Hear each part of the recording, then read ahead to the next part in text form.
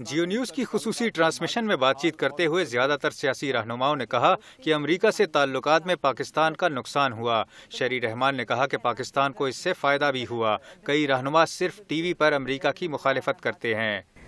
ویزے لیتے وقت سب کو میں سب جانتی ہوں، میں بھی دیکھتی ہوں، سب دوست ہو جاتے ہیں، پھر ٹی وی پہ آنے کے لیے شاید دشمنی کا سہارا لیتے ہیں۔ تھوڑا سا بتائیں، کسی ایسے صاحب یا صاحبہ نے آپ سے امریکہ کے ویزے کا تقاضا کیا آپ سوچ بھی نہیں سکتے، جو کہ ٹی وی پہ آ کے امریکہ کو تنقید کر؟ جی بالکل بالکل، ان کی پوری فیملیز آتی جاتی ہیں، امریکہ کے جو فریڈم اپرچونٹی کے ثمرات اٹھاتی ہیں۔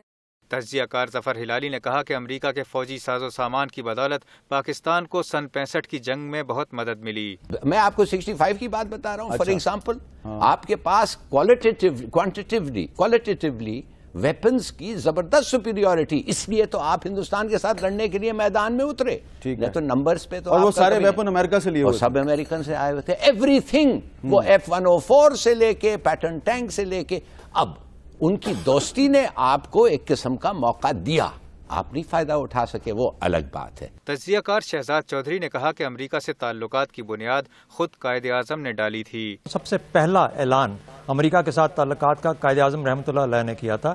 اب ادھر سے پہلے خط آیا تو یہاں سے انہوں نے کہا کہ ڈیموکریسیز کے طور پہ میں پاکستان اور امریکہ کے درمیان میں ایک گہرا تعلق دیکھتا ہوں۔ اس کے بعد لیاقت علی خان صاحب کا اپنا پریفرنس بھی سب کے سامنے ہے۔ تمام رہنماؤں نے کہا کہ پاکستان میں آمریت کا فروغ امریکی حمایت سے ہوا، تاہم حیدر عباس رضوی نے اس نقطۂ نظر سے اختلاف کیا۔ آپ کہہ رہے ہیں کہ امریکہ ذمہ دار نہیں ہے؟ براہ راست نہیں کہہ رہا۔ دیکھیے میں آپ سے عرض کروں، case to case, project to project, issue to issue interest ہوتے ہیں، ٹھیک ہے، مگر اس طرح براہ راست اپنی ناکامیوں کے ذمہ دار کسی کو قرار دے براہ راست نہیں ہے۔ پاکستان میں مذہبی انتہا پسندی کے فروغ میں سیاسی رہنماؤں نے سب سے زیادہ ذمہ دار پاکستانی اسٹیبلشمنٹ کو قرار دیا، جبکہ فرید پراچا نے اس کا ذمہ دار امریکہ کو قرار دیا۔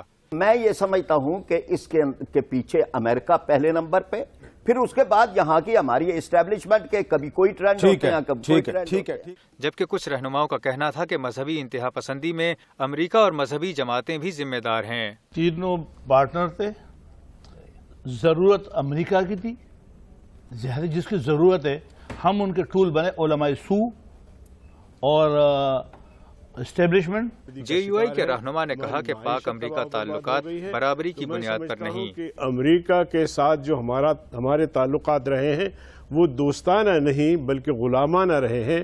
تعلقات ایسی ہونی چاہیے جو برابری کی بنیاد پہ ہونی چاہیے۔